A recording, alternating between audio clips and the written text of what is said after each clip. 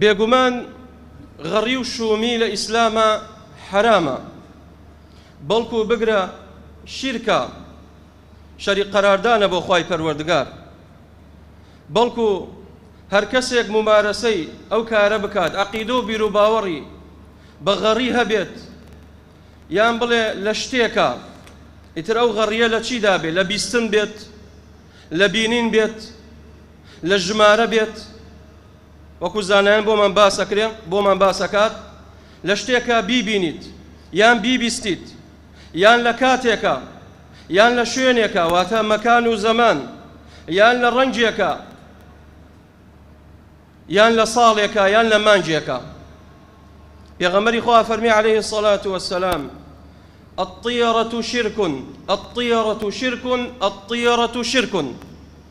ئەفەرمێ وریابن ئامان موسڵمانان، باوەڕتان بەوە نەبێت کە خێر و شەڕی ئێوە لە لای باڵندەیەکە، هەر کەسێ عەقیدە و بیر و باوەڕی وابێت ئەوە تووشی شرک بووە، شرکە وریابن خۆتانی لێ بپارێزن.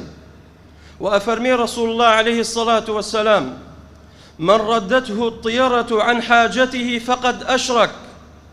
هر كسيك رجبين بيت غەڕی و شومی لە شتێکا ببینێت، لە کەسابەتەکەی یان لە تیجارەتەکەی یاخود لە زەواجەکەی یاخود لە سەفەرەکەی بیگەڕێنێتەوە، ئەوە فقط ئەشرەکە بالله، ئەوە کەسە شەریکی بۆ خوای گەورە بڕیار داوە. کەواتە غەڕی یاخود ڕەشبینی لە ئیسلامە شیرکە. هەر کەسێ عەقیدە و بیر و باوەڕی وابێت با تەوبەی لێ بکات، با ئەو بیر و باوەڕە لە دڵی خۆیان دەربکا و فڕی بدات، عەقیدە و متمانەت بەس بە خوای پەروەردگار بێت.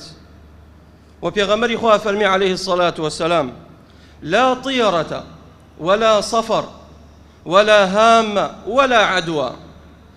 ئەفەرمێ باوەڕتان بەوە نەبێت کە خێر و شەڕ لە لای باڵندەیەک بێت، کە باڵندەیە و بیفڕێنی ئاخر خێر و شەڕی لەکوێیە کە تۆ عەقیدە و بیر و باوەڕت پێی هەبێت. لا طیرة باوەڕتان بەوە نەبێت، ئەسڵ و ئەساسی نییە. ئەوجا فەرمی ولا صفر، لە سەردەمی جەهالەتە باوەڕیان وابوو هەر کەسێک لە مانجی سەفەر ژن بێنێت یاخود سەفەر بکات تووشی زەرەر و زیانە بێت، یاخود خێزانەکەی تەلاقە دات. پێغەمبەری خوا فەرمووی صلی الله عليه وسلم ولا صفر، باوەڕتان بەوەش نەبێ، ئەوە هەمووی جەهالەتە. ئەوجا فەرمووی صلی الله عليه وسلم ولا هامة، یاخود ولا هامة، باوەڕتان بەوەش نەبێ بە باڵندەیەک. هامە هەندێک لە زانایانە فەرموون لە بوومەوە بووم، واتە کوندە بەبوویەک. لە جەهالەتە سەردەمێک و هەتاکو ئێستای موسڵمانانی ئەمڕۆی ئێمە کاتێک کوندە بەبوویەک یاخود باڵندەیەک یاخود قەڵەڕەشێک کاتێک بێتە سەر ماڵی کەسێک بخوێنێت دەنگی لێوە دەرچێت ئەڵێ کەسێک لەم ماڵی ئێمە ئەمرێت، یان خۆم ئەمرم یان مناڵەکەم زەرەری پێگەێنێت. پێغەمبەری خوا صلی الله عليه وسلم فەرمووی ولا هامة، باوەڕتان بەوەش نەبێت، ئەوانە هەمووی خوڕافەتە، عەقیدە و بیر و باوەڕتان بەخوا بێت. ژیانی ئێوە مردنی ئێوە بەدەست خوایە، بەدەست کەس نییە، بۆیە خۆتان متعلق مەکەنەوە بە تەیرێک، بە باڵندەیەک، بە پەڕۆیەک، بە خۆڵی سەر قەبرێک، نا ئەوانەی چی ئەسڵ و ئەساسی نییە.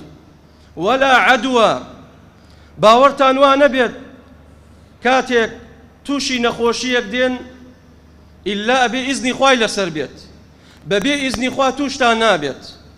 هەر کەسێک عەقیدە و بیر و باوەڕی وابێت کە نەخۆشی بڵاوە بێتەوە بەبێ ئیزنی خوا، ئەوەش شەریکی بۆ خوای گەورە بڕیار داوە.